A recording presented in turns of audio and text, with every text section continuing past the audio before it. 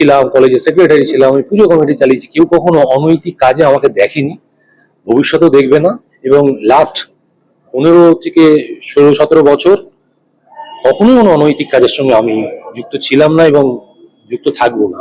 সবাই জিজ্ঞেস করেছে, জিদ্দা আমাকে পাঠিয়েছেন, বাকি অনেকেই অনেকেই আমাকে এখনো SMS করছে। আমি কাউকে না ওইভাবে হাতে লেখা চিঠি বলে কি করে বোঝাবো, কিভাবে নেবে, তাই জন্য খুব একটা বলিনি। বাট পরের বার থেকে ডেফিনেটলি বলবো।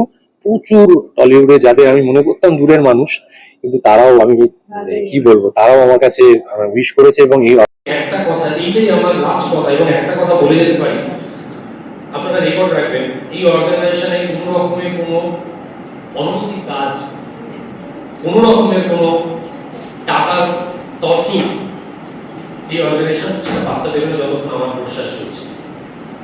আমার চলে যাওয়ার পর প্লিজ আপনারাও এই অর্গানাইজেশনটাকে একটু নিজের সন্তানের মতো দেখবেন। That's it, thank you. পুরো এসছি ছোটবেলা থেকে, আমার মা এসছে, আমার বাবা এখানেই সামনে শিয়ালদাতে কাজ করতেন। আমার বাবা তো আগেও বলেছে এই কথাটা, বলার অপেক্ষা রাখে না, যে আমি কলেজের এই সামনে আমার সুরেন্দ্রনাথ কলেজ ছিল, এই কলেজে জিএস ছিলাম। আমি যখন ওইখানে গাড়ি নিয়ে আসছিলাম, আমি দাঁড় করালাম গাড়িটা, যে দোকান থেকে আমি চা খেতাম, অর্জুনদার চায়ের দোকান, তার ছেলেরা এখন চালায়। মুখটা বাড়াতে দেরি, তারা আমাকে শিল্পী হিসাবে চেনে না, তারা তুই বলে আমাকে তাড়াতাড়ি তাড়াতাড়ি আসলো, কি রে কেমন আছিস। আমি কিন্তু প্রায় 16-17 বছর পর তাদের সঙ্গে কথা বলছি।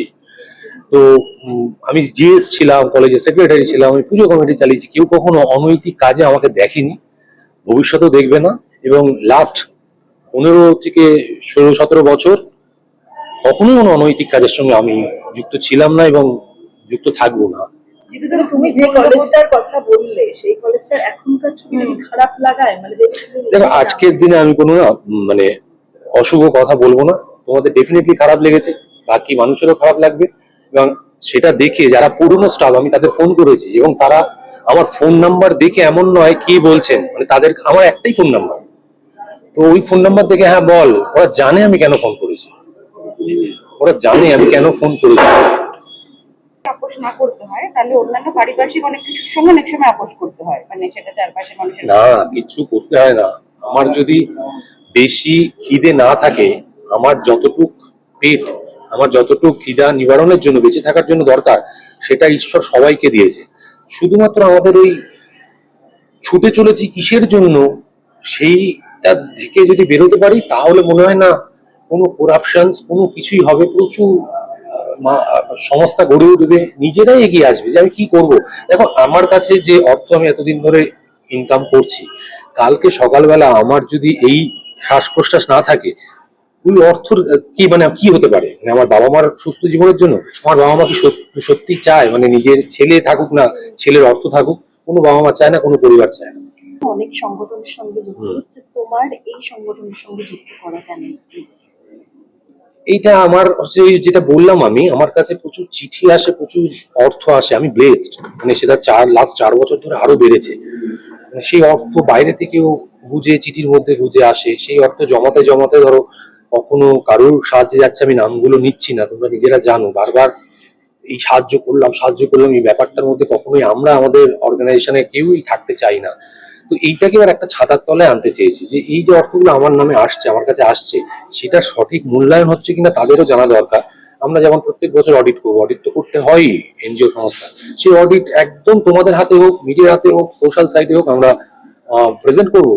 আমাদের কোনো কোনো রকমের আয়নার মতো থাকবে। বললাম তো, একদিন বা 1.5 দিন হয়েছে, সেখানে 2,80,000 টাকার মতো ডোনেশন আমরা পেয়েছি। 10 টাকা ডোনেশনও আছে, আবার 70,000 টাকার ডোনেশনও রয়েছে। ইটস ফিনোমেনাল।